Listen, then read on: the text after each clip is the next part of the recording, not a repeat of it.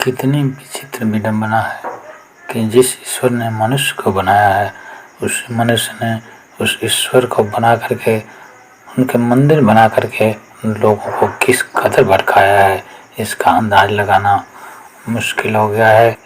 दुनिया में जितने भी मंदिर हैं, जितने भी मस्जिद हैं, जितने भी गुरी गिरजाघर और गुरुद्वारे हैं, सारे के सारे इंसान के बनाए हुए हैं। इन धर्मस्थलों में जितनी भी मूर्तियां हैं, वो सारी मूर्तियां भी मनुष्य के बनाए हुए हैं। और मनुष्य को अपने बनाने वाले के प्रति इतना भी कृतज्ञता नहीं कि अगर उसने नहीं बनाया होता तो आज वो क्या कर लेते।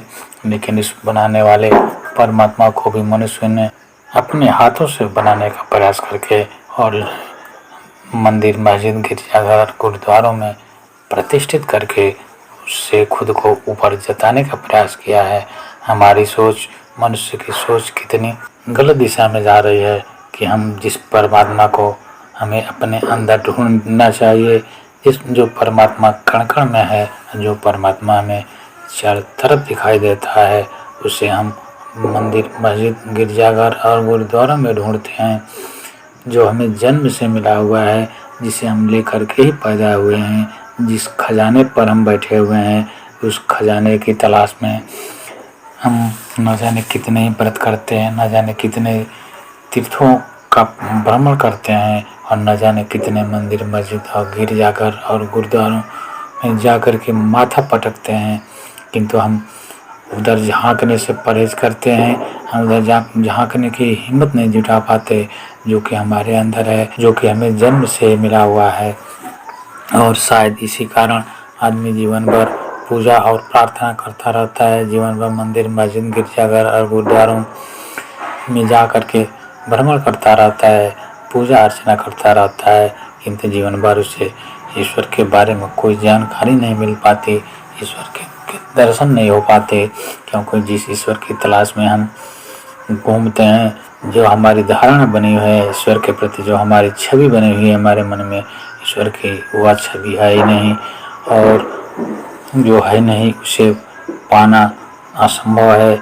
इसलिए हम उस जीवन भर पूजा और प्रार्थना करते हुए भी उस ईश्वर को जान पाने में असमर्थ रहते हैं, उस ईश्वर के दरवाजे तक पहुंचने में हम असमर्थ रहते हैं। और मैं यह बता देना चाहता हूँ कि ईश्वर को ढूंढने के लिए हमें कहीं जाने की आवश्यकता नहीं है, ईश्वर तो हमें पहले से ही मिला हुआ है। हम ईश्वर के दरवाजे पर ही खड़े हैं। सिर्फ अगर कुछ करना है तो अपने होश को जगाने की आवश्यकता है। हमने उस परमात्मा की तरफ पीठ कर रखी है, जिस परमात्मा को ढूंढने के लिए हम दुनिया भर में घूमते रहते हैं। हमने उधर पीठ कर लिया है। जैसे ही हमारी आँख उधर जाती है, हमें पता चलता है कि हमने ईश्वर को कभी खोया ही नहीं था, उस परमात्मा को हमने कभी खोया ही नहीं था। वह तो सदा से हमारे पास था, सदा से हमारे पास है, जुगों जुगों से हमारे पास है।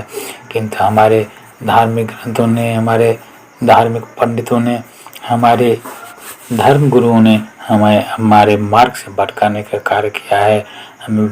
हमें उस परमात्मा को पाने के लिए मंदिर, मस्जिद, गिरजाघर और गुरुद्वारों में जाने का विधान बना करके उसने हमारे जीवन की दिशा ही बदल दी है।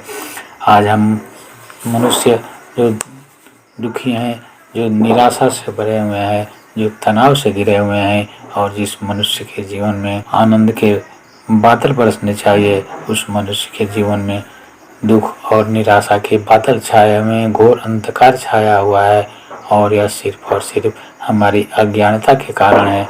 हम ज्ञान के उस पुंज को ढूंढने की कोशिश नहीं करते जहाँ से उस परमात्मा के घर का रास्ता शुरू होता है। हम उस रास्ते पर ही खड़े हैं, किंतु हम आंख बंद किए हुए हैं। जैसे सूरज तो निकला, किंतु हम आंख बंद करके हम तय कर लें कि हमें आंख बंद करके प्रकाश देखनी है, तो हम जीवन भर भटकते रहते हैं। जो हमें मिला हुआ है हम उसे समझ ही नहीं पाते, उसे हम पकड़ ही नहीं पाते। और मैं ये स्पष्ट कर देना चाहता हूँ कि ईश्वर की जो छवि हमारे मन में बनी हुई है, जो हमारे धारणा बनी हुई है कि वह एक बहुत ही चौड़े कंधे वाला, बड़े लंबा चौड़े कद का मनुष्य है, तो मैं ये स्पष्ट कर देना चाहता हूँ कि परमात्मा कोई मनुष्य नहीं है।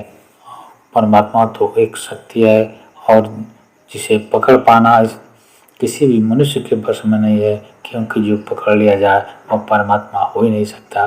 परमात्मा तो सबके पकड़ से दूर है। परमात्मा तो उसका नाम है जो मनुष्य जिसे कभी नहीं पकड़ पाएगा और जिसे विज्ञान कभी नहीं पकड़ पाएगा। अगर पकड़ लिया तो फिर वह परमात्मा न होकर के वह गुलाम होगा। इसलिए परमात्मा इन सभी चीज़ों से, सभी कार्य और कारणों के सिद्धांत से ऊपर होता है।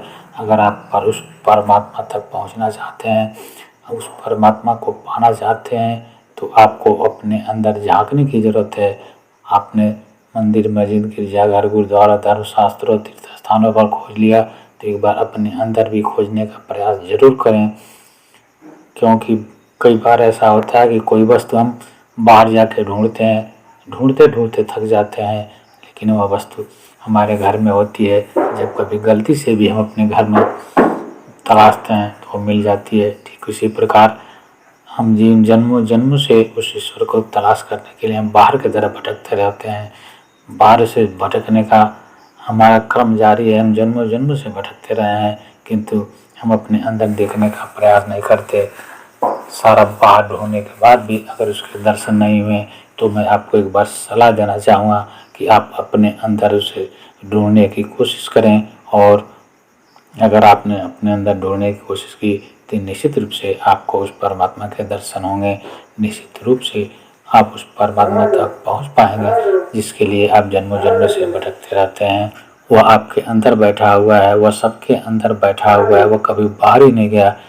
मित्रों, ये वीडियो काफ़ी लंबी हो रही है। अगर आपको ये वीडियो अच्छी लगे तो अधिक से अधिक लोगों को शेयर करें। आप मेरे वीडियो को लाइक करें, विद्रोही चैनल को सब्सक्राइब करें। मिलते हैं अगले वीडियो में एक नए वीडियो के साथ। तब तक के लिए नमस्कार। जय हिंद, जय भारत, वंदे मातरम।